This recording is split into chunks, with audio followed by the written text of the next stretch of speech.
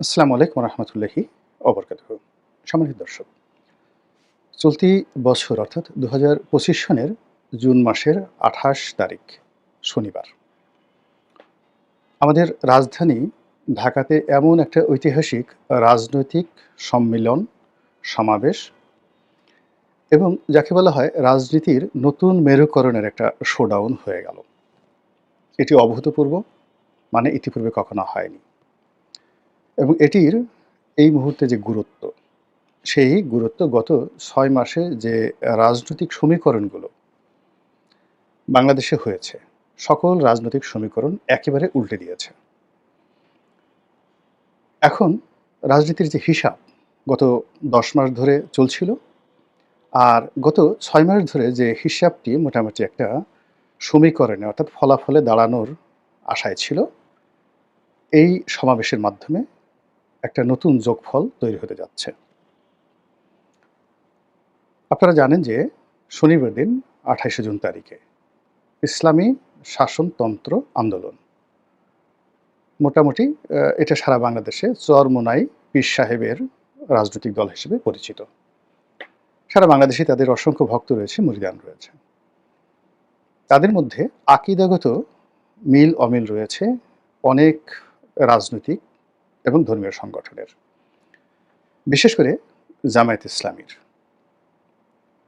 তো এই দূরত্ব দূর করার জন্য মতিউর রহমান নিজামী সাহেব, গোলাম আজম সাহেব, মাওলানা দেলোয়ার হোসেন সাঈদী সাহেব, আলী হাসান মুজাহিদী সাহেব সহ জামাতের শীর্ষ নেতৃবৃন্দ এবং ইসলামী জগতে যারা জামাতের যে বিরুদ্ধ পক্ষ, যারা মূলত মাজার কেন্দ্রিক, পীর কেন্দ্রিক বা নিজেদেরকে আহলে সুন্নাত ওয়াল জামাত বলেন, কিংবা যারা নিজেদেরকে আহলে হাদিস বলেন, তাদের সঙ্গে একটা সম্মিলিত ঐক্য করার জন্য, একটা মোর্চা করার জন্য সবাই চেষ্টা করেছেন, কিন্তু অতীতে এটা হয়নি। কিন্তু এবার শেখ হাসিনার পতনের পর এই জিনিসটি হয়ে গেছে। প্রথমে একে অপরের সঙ্গে শুভেচ্ছা বিনিময়, বৈঠক, চরমোনাই পীর সাহেবের বাড়িতে গেলেন জামাতের আমির। আবার চরমোনাই পীর সাহেব জামাত সম্পর্কে, জামাতের আমির সম্পর্কে খুব ভালো কথা বললেন।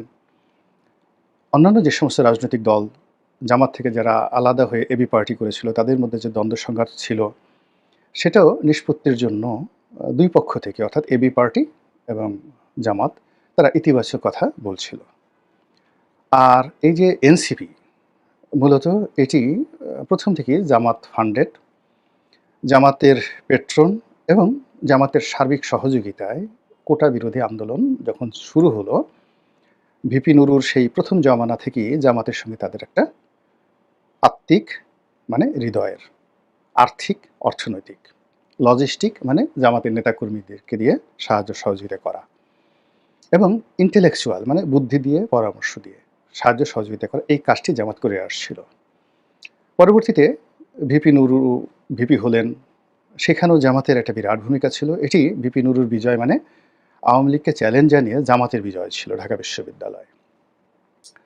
ভিপি নুরু খুব কৌশল করে প্রধানমন্ত্রী শেখ হাসিনার সঙ্গে সম্পর্ক করার চেষ্টা করেছেন, এটা রাজনৈতিক কৌশল ছিল। কিন্তু জামাতের সঙ্গে তার যে সম্পর্কটা, এটা কখনোই জামাত অস্বীকার করেনি, সেও অস্বীকার করেনি, এবং জামাত সবসময় তাকে একটা ছায়ের মতো তাকে বার্তা দিয়েছে।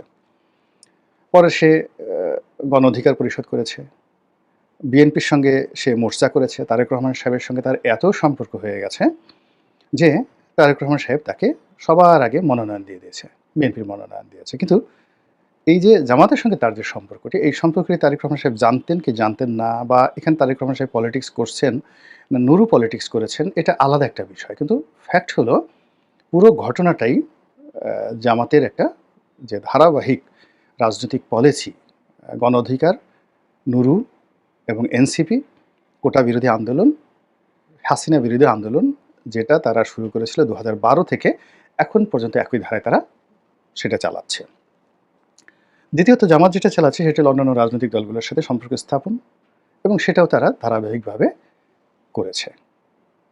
এবং এই যে জামাত থেকে বের হয়ে যারা এবি পার্টি করেছে, তারা সেই শেখ হাসিনার জমানাতে সরকারের সাথে, ডিজিএফের সাথে তাদের সম্পর্ক এমন ছিল যে আসলে তাদেরকে কখনোই বিপত্তিতে পড়তে হয়নি। খুব কৌশলে তারা সেই কাজগুলো করে গেছে। কিন্তু তারা তাদের যে এইম, যেটি জুন মাসের ২৮ তারিখে তারা প্রদর্শন করেছেন। সেই এইম থেকে তারা বিচ্যুত হয়নি। তারপর শেখ হাসিনার পতনের পর তারা শেখ হাসিনার পতনের সময় বা আগে শেখ হাসিনার সাথে তাদের কি সম্পর্ক ছিল, বাট বিএনপির সঙ্গে তাদের একটা কৌশলগত সম্পর্ক ছিল। সরকার বিরোধী গ্রুপের সাথে সম্পর্ক ছিল এবং গোয়েন্দা সংস্থার সাথেও তাদের একটা ভালো সম্পর্ক ছিল। ইউনূস সরকারের শপথ গ্রহণের পর মূলত জামাতের পর এবি পার্টি এখানে সবচেয়ে গুরুত্বপূর্ণ হয়ে ওঠে। কিন্তু জোর করে দখল করা বা বিস্তৃত আ অঞ্চলে আধিপত্য বিস্তার করা এটা বিএনপির সঙ্গে কেউ পারেনি। এর কারণ হলো বিএনপি বড় দল। কিন্তু সরকারি কৌশলে, রাষ্ট্রের যে কৌশলে স্বতঃস্ফূর্তভাবে যারা সবচেয়ে প্রভাব বিস্তার করেছে তারা হলো ১ নম্বরে জামাত, ২ নম্বরে হলো এবি পার্টি। এখন বিএনপি, এবি পার্টি, আ নুরুল হক নুরুর গণ অধিকার পরিষদ, এমনকি নুরুল হক নুরুর গণ অধিকার পরিষদের যে ২য় গ্রুপ আম জনতা পার্টি, তারা এরকম অসংখ্য ছোট, ছোট পার্টিকে নিজেদের দলে আনার জন্য বিএনপি সর্বোচ্চ ত্যাগ করেছে। তাদেরকে মনোনয়ন দেয়া হবে, তাদেরকে সম্মান প্রদর্শন করা, তাদের অফিসে দলের গুরুত্বপূর্ণ লোকদেরকে যাকে বলা হয় পাঠানো, তাদের জন্মদিনে তারেক রহমানের পক্ষ থেকে কেক দেওয়া। মানে বিএনপি যত ছোট হওয়া দরকার, যত অবনত হওয়া দরকার এদের সঙ্গে বন্ধুত্ব করার জন্য সর্বোচ্চ চেষ্টা করেছে। কিন্তু শেষমেশ রেজাল্টটা কী হয়েছে সেটা আমরা ২৮ তারিখে দেখেছি।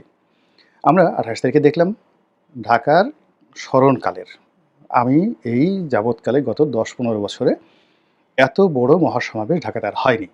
যেটা চরমোনাই পীর সাহেব করেছেন এবং সেখানে জামাত আসছে, এবি পার্টি আসছে, ভিপি নুরু আসছে, এনসিপি আসছে, সবাই মিলে ধরে নেওয়া হয় এটা অ্যাবসলিউটলি বিএনপির জন্য একটা থ্রেট। এবং এই যে বৈঠকটি হলো, মহাসমাবেশটি হলো, এর কাউন্টার এরকম জাঁকজমকপূর্ণভাবে ডিসিপ্লিন ওয়েতে বিএনপি একটা সমাবেশ করতে পারবে এটা অনেকে বিশ্বাস করে না।